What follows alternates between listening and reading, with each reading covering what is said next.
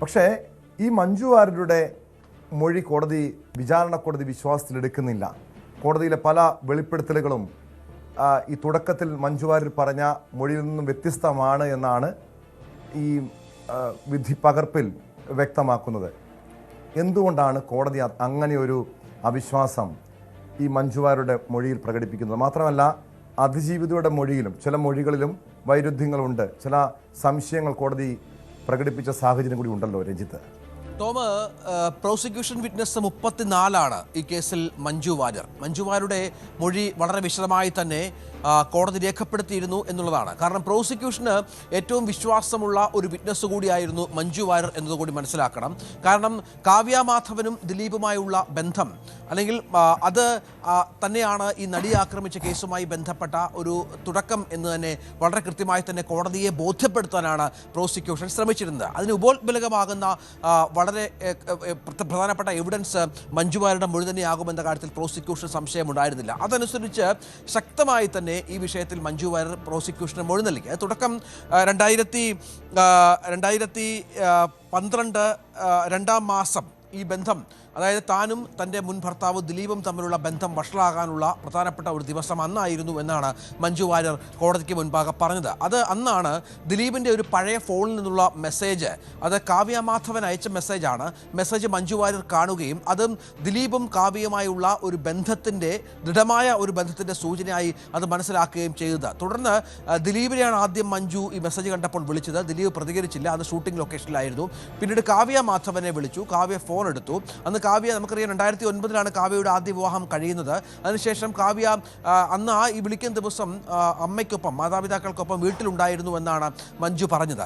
അന്ന് ഈ വിവരം ചോദിച്ചപ്പോൾ അവർ ഒഴിഞ്ഞു മാറുകയായിരുന്നു. അങ്ങനെ തനിക്ക് കൃത്യമായി അതിനെക്കുറിച്ച് വിവരമില്ല, ധാരണയില്ല എന്നൊക്കെ പറഞ്ഞ് ഒഴിഞ്ഞു മാറുകയായിരുന്നു. പിന്നീട് മഞ്ജു സംസാരിക്കുന്നത് കാവ്യ മാധവൻ്റെ അമ്മയോടാണ്. ഈ അമ്മയോട് സംസാരിക്കുമ്പോൾ അമ്മ പറയുന്നത് തനിക്ക് ദിലീപുമായുള്ള കാവ്യയുടെ ബന്ധത്തെക്കുറിച്ച് ധാരണയുണ്ട് എന്നും മാതാപിതാക്കൾക്ക് ധാരണയുണ്ട് എന്നും, അത് മാത്രമാണ് തങ്ങൾക്ക് ആശങ്കയുണ്ട് ആ ബന്ധത്തിൽ നിന്നുമാണ്. കാരണം അവർ മറ്റൊരു വിവാഹ ജീവിതത്തിൽ കഴിയുന്ന ഒരു സ്ത്രീയാണ്, ആ സ്ത്രീക്കാണ് ദിലീപുമായി ബന്ധമുള്ളത്, അതിൽ ആശങ്കയുണ്ട് എന്നുമാണ്. ഇതോടുകൂടി മഞ്ജു ഈ ബന്ധം സംബന്ധിച്ച കാര്യങ്ങൾ ഉറപ്പിക്കുകയാണ്. പിന്നീട് മഞ്ജു നേരെ അവരുടെ സുഹൃത്തുക്കളായ സംയുക്ത വർമ്മ, ഒപ്പം സംയുക്ത വർമ്മയും ആയി ബന്ധപ്പെടുന്നു. അവർ ഈ വിഷയം കുറച്ചുകൂടി അറിയാവുന്ന ഒരാളാണ് നടി, അതിജീവിതയായ നടി എന്ന് മനസ്സിലാക്കുന്നു. അവരാണ് പ്രധാനപ്പെട്ട സാക്ഷിയായി ഈ കേസിൽ ഉള്ളത്. അതായത് Samyuktha Varma PW prosecution witness 35, Geethu Mohandas അവർ 15ാം സാക്ഷിയുമാണ് ഈ വിഷയങ്ങളിൽ. അപ്പോൾ അവർ രണ്ടുമായി ചേർന്നിട്ട് ഈ നടിയുടെ വീട്ടിലെത്തുകയും ഈ കാര്യം നടിയോട് ചോദിക്കുകയും ചെയ്യുന്നു. നടി പലപ്പോഴും നേരിട്ട് ഹോട്ടൽ മുറിയിൽ വെച്ചൊക്കെ ദിലീപും കാവ്യയുമായുള്ള ബന്ധം കണ്ടിട്ടുണ്ട് എന്നാണ് ഇവർക്ക് മനസ്സിലാകുന്നത്. തുടർന്ന് നടി ആദ്യം ഈ വിഷയം പറയാൻ തയ്യാറാകുന്നില്ല. പിന്നീട് നടിയുടെ പിതാവ് സമീപത്തുണ്ടായിരുന്നു. അദ്ദേഹം പറഞ്ഞതിനെ തുടർന്നാണ്, ഈ കാര്യങ്ങൾ തുറന്നു പറയൂ എന്ന് ആവശ്യപ്പെട്ടതിനെ തുടർന്നാണ് നടി ഇക്കാര്യം മഞ്ജു വാര്യരോട് പറയുന്നത് എന്നാണ് മൊഴിയിലുള്ളത്. ഒപ്പം അതിനുശേഷം മഞ്ജു വാര്യർ നേരെ ദിലീപിൻ്റെ വീട്ടിലേക്ക് എത്തുന്നു. അവിടെ ദിലീപിൻ്റെ ബന്ധുക്കളെ വിളിച്ചു ചേർക്കുന്നു, ദിലീപിൻ്റെ സഹോദരങ്ങളെയും ദിലീപിൻ്റെ മറ്റു ബന്ധുക്കളെയും വിളിച്ചു ചേർക്കുന്നു. ഈ വിവരം അവരുമായി പങ്കുവെക്കുന്നു. 2 ദിവസം കഴിഞ്ഞാണ് ദിലീപ് ഷൂട്ടിംഗ് ലൊക്കേഷനിൽ നിന്ന് വീട്ടിലേക്ക് എത്തുന്നത്. ദിലീപിനോട് ഇക്കാര്യം ചോദിക്കുമ്പോൾ ദിലീപ് അഴകുഴമ്പന്മായിട്ടുള്ള മറുപടി പറയുന്നു. മറ്റൊരു പ്രധാന കാര്യമായി പറയുന്നത് കാവ്യ മാധവന് കുട്ടികളുടെ സ്വഭാവമാണ്, അവർക്ക് പ്രായത്തിനൊത്തുള്ള മാനസികമായ ഈ പറഞ്ഞതുപോലെ കാര്യങ്ങൾ മനസ്സിലാക്കാനുള്ള ഒരു വിവരമില്ലാത്ത ഒരാളാണ്. അപ്പോൾ അങ്ങനെ അവർ ഈ വിഷയത്തെ അങ്ങനെ കണ്ടാൽ മതി, കാവ്യ എന്തെങ്കിലും മെസ്സേജ് അയച്ചാൽ പക്വതയില്ലാത്ത ഒരു പെൺകുട്ടിയുടെ പെരുമാറ്റമായി കണ്ടാൽ മതി എന്നാണ് ദിലീപ് മഞ്ജുവിനെ ബോധ്യപ്പെടുത്താൻ ശ്രമിക്കുന്നത്. അതിനുശേഷം വീണ്ടും മഞ്ജു വാര്യർ കാവ്യയുടെ അമ്മയെ വിളിക്കുന്നുണ്ട്. കാവ്യയുടെ അമ്മയെ വിളിക്കുമ്പോൾ കാവ്യയുടെ അമ്മ പറഞ്ഞത് കാവ്യയെ താൻ കാര്യങ്ങൾ പറഞ്ഞു മനസ്സിലാക്കിയെന്നും അവർ തിരിച്ച് മുൻ ഭർത്താവിൻ്റെ വീട്ടിലേക്ക് പോയി എന്നുമാണ് അറിയിക്കുന്നത്. അതിനെ തുടർന്ന് പക്ഷേ പിന്നീട് ഈ സംഭവങ്ങൾ വഷളാവുകയും ഒരു ഡൈവോഴ്സിലേക്ക് കാര്യങ്ങൾ എത്തുകയും പിന്നീട് ഒരു മ്യൂച്വൽ കൺസെൻറ്റിലൂടെ രണ്ടുപേരും കോടതിയിലെത്തുകയും 2015 വിവാഹമോചനത്തിലുള്ള ഡിഗ്രി സമ്പാദിക്കുകയുമാണ് ചെയ്തത്. അപ്പോൾ കോടതിക്ക് മുന്നിൽ ഉയർന്ന പല സംശയങ്ങൾ, അതിനുശേഷമാണ് ഈ മൊഴിക്ക് ശേഷമാണ് ദിലീപിൻ്റെ അഭിഭാഷകനായ ശ്രീ രാമൻ പിള്ള ക്രോസ് ചെയ്യുന്നത് മഞ്ജുവിനെ. അവിടെയാണ് ഈ വിഷയത്തിൽ ചില കോൺട്രഡിക്ഷൻസ് ഉണ്ടല്ലോ എന്ന് കോടതി ചൂണ്ടിക്കാട്ടുകയും അത് വിധിന്യായത്തിൽ രേഖപ്പെടുത്തുകയും മറ്റും ചെയ്യുന്നത്. ഈ കോടതിയോട് പറഞ്ഞ പല കാര്യങ്ങളും, അല്ലെങ്കിൽ കോടതിയിൽ പറഞ്ഞ പല കാര്യങ്ങളും, മഞ്ജു വാര്യർ പോലീസിനോട് അന്വേഷണത്തിൻ്റെ ആദ്യഘട്ടത്തിൽ പറഞ്ഞിരുന്നില്ല. അതായത് ഒരുപക്ഷെ കോടതിക്ക് മുന്നിൽ ശക്തമായ പ്രോസിക്യൂഷൻ ശക്തമായി നിർത്താൻ പറ്റുന്ന തെളിവുകളായിരുന്നു ഈ ദിലീപും കാവ്യയുമായുള്ള ബന്ധം കാവ്യയുടെ അമ്മയ്ക്ക് അറിയാമായിരുന്നു എന്നുള്ള കാര്യം, ഒപ്പം ഈ മെസ്സേജുകളുമായി ബന്ധപ്പെട്ട കാര്യം, ഒപ്പം സംയുക്ത വർമ്മയ്ക്കും ഗീതു മോഹൻദാസും ഒക്കെ ഈ വിഷയത്തിൽ ഈ അതിജീവിത നടിയോട് പറഞ്ഞ കാര്യം, നടി ഈ വിഷയം ഇവരോട് പറഞ്ഞ കാര്യം, നടിയുടെ പിതാവ് ഈ വിഷയം അറിയാമെന്നും മഞ്ജു വാര്യരോട് വെളിപ്പെടുത്തണമെന്ന് പറഞ്ഞ കാര്യമൊക്കെ പ്രോസിക്യൂഷന് ശക്തമായ തെളിവായി നിർത്താവുന്ന ഒന്നായിരുന്നു. പക്ഷേ അന്വേഷണ ഉദ്യോഗസ്ഥരോട് ഇക്കാര്യങ്ങളൊന്നും പറയാതിരുന്നതിനെയാണ് കോടതി ഇതിനകത്തുള്ള കോൺട്രഡിക്ഷനായി പ്രധാനമായും കണ്ടത് എന്നുള്ളതാണ്. അതിൻ്റെയൊക്കെ നിയമപരമായ പിൻബലം എത്രത്തോളം ഉണ്ട് എന്ന് അഭിഭാഷകരോട് തന്നെ ചോദിച്ച് മനസ്സിലാക്കേണ്ടി വരും. കോടതിയിൽ മൊഴി നൽകി കഴിഞ്ഞാൽ അന്വേഷണ ഉദ്യോഗസ്ഥർക്ക് മുന്നിൽ മൊഴി നൽകിയില്ലെങ്കിൽ അതെങ്ങനെ ഇതിനെ ബാധിക്കുമെന്ന കാര്യം. പക്ഷേ വിചാരണ കോടതി ഇത് വലിയൊരു വീഴ്ചയായി കാണുന്നുണ്ട്. അതുകൊണ്ട് തന്നെയാണ് മഞ്ജു വാര്യരുടെ മൊഴിയുമായി ബന്ധപ്പെട്ട ഒരു ആശങ്ക അല്ലെങ്കിൽ അതിനെ വിശ്വസനീയമായ ഒരു മൊഴിയായി വിചാരണ കോടതി കാണാതിരുന്നത് എന്നുള്ളതാണ് പ്രധാനപ്പെട്ട ഒരു കാര്യം. മറ്റൊന്ന് ടോം ചൂണ്ടിക്കാട്ടേണ്ടത്, ഇവരുടെ വിവാഹം ഡൈവോഴ്സുമായി ബന്ധപ്പെട്ട് ഞാൻ നേരത്തെ പറഞ്ഞിരുന്നല്ലോ, അത് 2015 31/1/2015 17 വർഷത്തെ വിവാഹ ജീവിതത്തിന് ശേഷമാണ് മഞ്ജു വാര്യരും ദിലീപും വേർപിരിയുന്നത്. അതിന് പ്രധാന കാരണമായി ഉണ്ടായിരുന്നത് ഈ കാവ്യയുമായുള്ള ബന്ധമായിരുന്നു എന്ന കാര്യത്തിൽ സംശയമില്ല. പക്ഷേ അത് മഞ്ജു വാര്യർ നേരിട്ട് ഇടപെട്ടാണ്, മഞ്ജു വാര്യരുടെ അഭിഭാഷകർ ദിലീപിനെ സമീപിച്ചാണ് ഇതൊരു മ്യൂച്വൽ കൺസെൻറ്റായി, അതായത് പരസ്പരം ഉഭയകക്ഷി സമ്മതത്തോടു കൂടിയുള്ള ഒരു വിവാഹമോചനത്തിലേക്ക് കാര്യങ്ങൾ എത്തിക്കുന്നത് എന്നതും ഇതിൽ നിർണായകമായ ഒന്നാണ്. ഒരുപക്ഷേ മഞ്ജുവിന് തന്നെ സംശയം ഉണ്ടായിരുന്നിരിക്കാം എന്ന് കോടതിക്ക് മനസ്സിലായ ഒരു കാര്യം, കാവ്യയുമായുള്ള ബന്ധത്തിന് അതായത് ഫാമിലി കോർട്ടിന് മുന്നിൽ ഡൈവോഴ്സുമായി ബന്ധപ്പെട്ട പെറ്റീഷൻ നൽകിയ ഫാമിലി കോർട്ടിന് മുന്നിൽ തെളിവുകൾ ഹാജരാക്കുന്നതിൽ ചില ആശങ്കകൾ, ചില ആശയക്കുഴപ്പങ്ങൾ മഞ്ജുവിനുണ്ടായിരുന്നു എന്ന ചോദ്യം അല്ലെങ്കിൽ അത്തരം സംശയം വിചാരണ കോടതിക്ക് ഉണ്ടായിട്ടുണ്ട് എന്നതുകൂടി ഇതിനോട് ചേർത്ത് വെക്കണം. അതുകൊണ്ടാണ് ഒരു മ്യൂച്വൽ കൺസെൻറ്റ് എന്ന തരത്തിൽ ഈ ഹർജിയുമായി മുന്നോട്ട് പോയത്. അത് മഞ്ജു വാര്യരോട് കോടതി ചോദിക്കുകയുണ്ടായി. ഈ വിധിന്യായത്തിൽ വളരെ കൃത്യമായി തന്നെയുണ്ട്. പക്ഷേ അതിൽ കൃത്യമായ ഒരു ഉത്തരം നൽകാൻ മഞ്ജു വാര്യർക്ക് സാധിച്ചില്ല. കാലങ്ങൾക്ക് മുൻപ് നടന്നൊരു സംഭവമാണെന്നും തനിക്ക് ഓർമ്മയില്ല എന്നുമുള്ള മറുപടി നേരത്തെ ഇത് ദിലീപാണ് പൾസർ സുനിക്ക് നടിയെ ആക്രമിക്കാൻ കൊട്ടേഷൻ കൊടുത്തത് എന്നാണ് ഈ കേസിൽ പ്രോസിക്യൂഷന്റെ കണ്ടെത്തൽ. പക്ഷെ അതിൽ പ്രധാനമായും സാഹചര്യ തെളിവുകൾ മാത്രമാണുള്ളത്.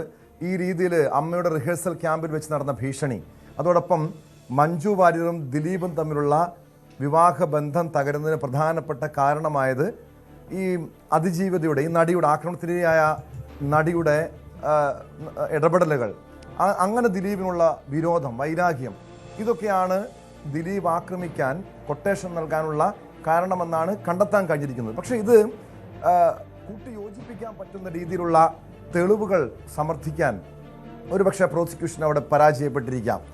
കാരണം ഇങ്ങനെ ഒരു മൊഴികൾ മാത്രമാണ് ദിലീപിനെതിരെ ഉള്ളത്. അതോടൊപ്പം ചില സാഹചര്യ തെളിവുകൾ എന്ന് പറയുന്നത് ദിലീപും പൾസർ സുനിയും ടെന്നീസ് ക്ലബ്ബിൽ വെച്ച് കണ്ടതിൻ്റെ, കൂടിക്കാഴ്ച നടത്തിയതിൻ്റെ ഒരു ഫോട്ടോ, പിന്നെ ബാലചന്ദ്രകുമാറിൻ്റെ വെളിപ്പെടുത്തൽ.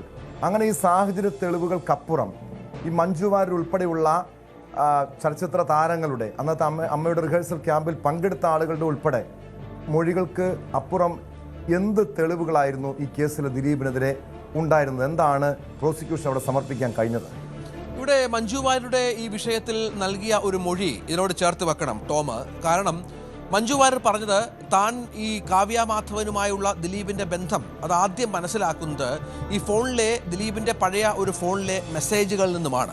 ആ മെസ്സേജുകൾ പരിശോധിച്ചപ്പോഴാണ് ഇത്തരത്തിൽ ഈ വലിയ ഇവരുടെ ബന്ധം ദൃഢമായിരുന്നുവെന്നും ഇവർ തമ്മിൽ അവിശുദ്ധമായ ചില കാര്യങ്ങൾ സംഭവിച്ചിട്ടുണ്ട് എന്നും മറ്റും മനസ്സിലാക്കിയത് എന്നാണ് പറയുന്നത്. പക്ഷേ ഈ വിഷയത്തെ പിന്നീട് ദിലീപ് മനസ്സിലാക്കിയത്, ഈ വിഷയത്തിൽ ആദ്യമായി മഞ്ജു വാര്യരോട് കാര്യങ്ങൾ പറയുന്നത് നടിയാണ്, ഈ അതിജീവിതയായ നടിയാണ് എന്നുള്ള തരത്തിലാണ് ദിലീപിന് മനസ്സിലായത്. അതായത് ഈ ദിലീപ്, നമുക്കറിയാം മഞ്ജുവിൻ്റെ മൊഴി അനുസരിച്ച് ഈ മെസ്സേജ് കണ്ടതിന് ശേഷം ഈ മെസ്സേജിൻ്റെ ബന്ധത്തെ സംബന്ധിച്ച് പിന്നീട് രണ്ടാമത് സംയുക്ത വർമ്മയും ഗീതു മോഹൻദാസിനൊപ്പം മഞ്ജു വാര്യർ നടിയുടെ വീട്ടിലെത്തി കാര്യങ്ങൾ ചോദിച്ച് മനസ്സിലാക്കുകയായിരുന്നു. അല്ലാതെ ആദ്യം ഇക്കാര്യത്തിൽ ഒരു ഇടപെടൽ നടത്തുകയോ ഇക്കാര്യം മഞ്ജു വാര്യരോട് പറയുകയോ ചെയ്ത് ഒരിക്കലും നടിയായിരുന്നില്ല. പക്ഷെ ദിലീപ് അങ്ങനെ വിശ്വസിച്ചുവെന്നും ദിലീപ് അതിൻ്റെ പേരിൽ പൾസർ സുനിക്ക്, കാരണം തൻ്റെ വിവാഹമോചനത്തിന് കാരണക്കാരി ഈ നടിയാണ് എന്ന് വിശ്വസിച്ചു എന്നും അതിൻ്റെ പേരിൽ കൊട്ടേഷൻ കൊടുക്കുകയായിരുന്നു എന്നും സമർത്ഥിക്കാനാണ് മഞ്ജു വാര്യരും പ്രോസിക്യൂഷനും കോടതിയിൽ ശ്രമിച്ചത്. ശ്രമിച്ചത്. പക്ഷേ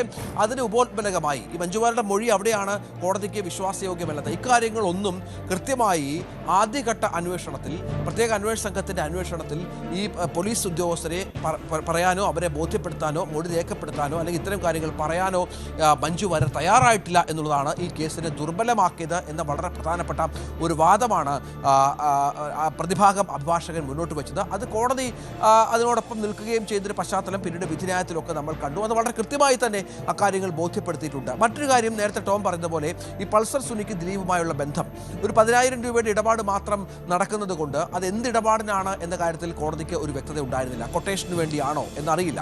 മറ്റത് സിനിമാ രംഗത്ത് ഏറെ പരിചിതനായ ഒരാളാണ് പൾസർ സുനി എന്ന് എല്ലാവർക്കും അറിയാം. മുകേഷിൻ്റെ ഡ്രൈവറായി എഴുതിയിട്ടുണ്ട്. ഒരു ഘട്ടത്തിൽ ഈ നടിക്ക് ഡ്രൈവറായി പോയിട്ടുണ്ട്. മറ്റൊരു ഘട്ടത്തിൽ ദിലീപിന് ഡ്രൈവറായിട്ടുണ്ട്. അങ്ങനെ ഒരാൾക്ക് ദിലീപുമായി പല കാര്യങ്ങൾ സംസാരിക്കാനുണ്ടാകാം. ഇപ്പോൾ കൊട്ടേഷനുമായി ബന്ധപ്പെട്ട കാര്യം മാത്രമാകില്ല, മറ്റു പല കാര്യങ്ങളും സംസാരിക്കാനുണ്ടാകാം. അതിനുവേണ്ടി ആയിരിക്കാം ഇയാൾ അവിടെ എത്തി ദിലീപിനെ കണ്ടത് എന്നുള്ള തരത്തിൽ ചില കാര്യങ്ങൾ അവതരിപ്പിച്ചു പ്രതിഭാ അഭിഭാഷകൻ. അതും കോടതിക്ക് മുഖവിലേക്ക് എടുക്കേണ്ടി വന്നു. ഇത്തരത്തിൽ ബാലേന്ദ്രകുമാറിൻ്റെ മൊഴിയുമായി ബന്ധപ്പെട്ട് കോടതി പറയുന്നത് അത് ഇയാൾക്ക് കേട്ടുകേൾവിയുള്ള ചില കാര്യങ്ങൾ മാത്രമാണ്.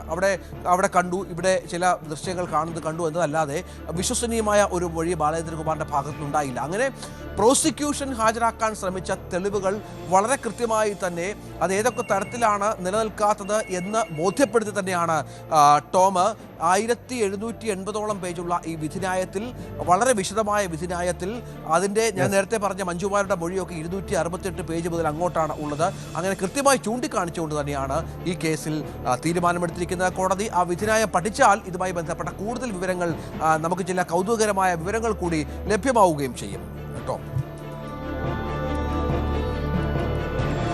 യെസ്, വ്യക്തമാണ്. രഞ്ജിത്ത് രാമചന്ദ്രനാണ് വിവരങ്ങൾ നൽകിയത്. ആജ്ഞ രവീന്ദ്രനിലേക്ക് ഒരിക്കൽ കൂടി.